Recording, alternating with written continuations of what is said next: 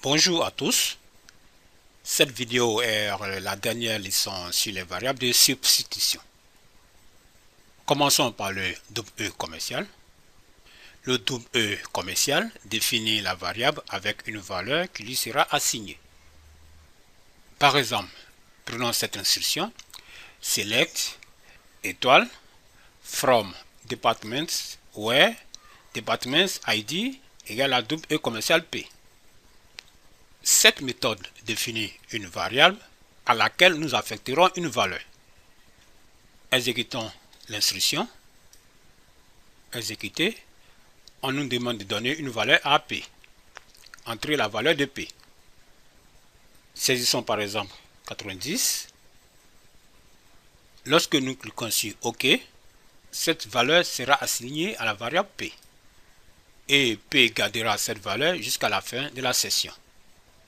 Exécutons, cliquons sur OK. Voici le résultat. Si vous essayez de l'exécuter à nouveau, le prompt ne va plus apparaître. OK? Parce que vous avez déjà défini la variable et vous lui avez donné une valeur. Exécutons encore à nouveau. Voilà, il s'exécute sans problème. Cette commande est semblable à la commande define. Vous pouvez réinitialiser la variable en utilisant la commande unDefine, comme ceci. UnDefine P. Bien. À présent, un autre exemple. Select employee ID, last name, job ID, double E commercial column name, from employee, order by, same E commercial column name. Alors, j'ai choisi une colonne et cette colonne sera une variable. Cette variable gardera sa valeur jusqu'à la fin de la session. À ce niveau donc, vous allez définir la variable et vous lui affecterez une valeur. Après, vous pouvez réutiliser cette valeur.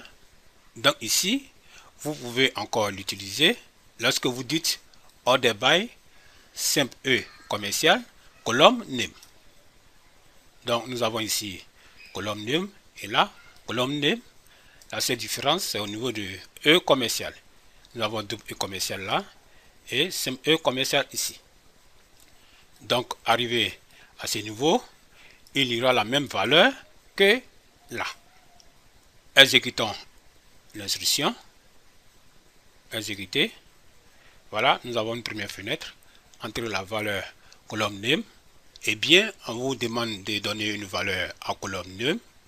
Alors, ici, lorsque vous entrez une valeur double E commercial, cela signifie que vous avez défini une variable et vous lui avez assigné une valeur. Mettons salary par exemple. Salary.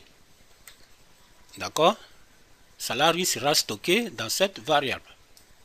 Lorsque on arrive sur SME commercial column name, pas besoin de m'afficher un prompt car cette valeur est égale à celle-là. C'est une bonne chose. Le E commercial permet de réutiliser la même variable dans une autre instruction ou la même instruction. Alors, cliquons sur OK. Voici le résultat. Il apparaît ici. Très bien. Maintenant, effaçons la variable ou la commande en utilisant la commande unDefine, nom de la colonne. Donc, je sélectionne. OK. Voilà. Donc, nous venons de réinitialiser la variable column name. Faisons maintenant une autre chose. Allons sur la commande verify. Nous utilisons la commande verify pour afficher l'instruction SQL avant et après l'affectation. Nous l'avons déjà vu sur SQL+. Il ne faudrait pas l'oublier. Alors, faisons set verify on. Select employee ID, last name, salary, from employees, where employee ID égale E commercial et name. Ici est une variable. Afin de voir l'instruction qui a été exécutée avant et après l'affectation, vous pouvez exécuter cette commande comme un script. Elle devrait être exécutée une seule fois. Exécutons-la. exécuter, cette fenêtre apparaît, entrant une valeur pour uname, par exemple entrant 100, et 100 va venir là. Ok, nous avons le résultat, mais quelle est la différence avec la commande define? Si vous venez ici, cliquez sur sortir du script, il va vous afficher l'ancienne et la nouvelle instruction après l'affectation. Il nous affiche donc l'ancienne instruction avant l'affectation, puis il nous affiche la nouvelle instruction après l'affectation. Disons la substitution. Ok? Bien. Vous pouvez également faire cette verify off si vous n'avez plus besoin de cette option.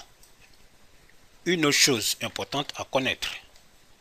Supposons qu'on vous demande de récupérer les données de la table département pour tout département contenant le caractère SEM-E commercial T, ce caractère-là. Oracle va confondre ce E commercial à une variable. Il va donc supposer que le E commercial, le SEM-E commercial signifie une variable. Cela est une erreur. Alors, lorsque vous essayerez d'exécuter cette instruction, elle vous montrera une fenêtre. Voici la fenêtre. Entre la valeur de T. Alors que pour moi, ce n'est pas une variable. Que faut-il faire? Oracle vous donne cette option, set define off. Pour mettre cette option à off, alors faisons set define off. Je ferme là. Ici également.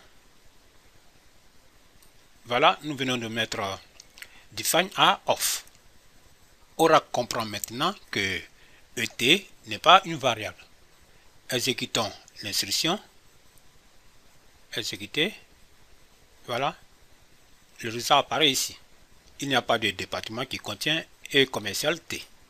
Cela est très important, surtout si vous souhaiteriez faire de la migration des données. Plusieurs programmeurs rencontrent ces problèmes au cours de la migration des données lorsqu'ils utilisent SQL Plus ou SQL Developer. Alors, faites cette define off avant toute migration des données.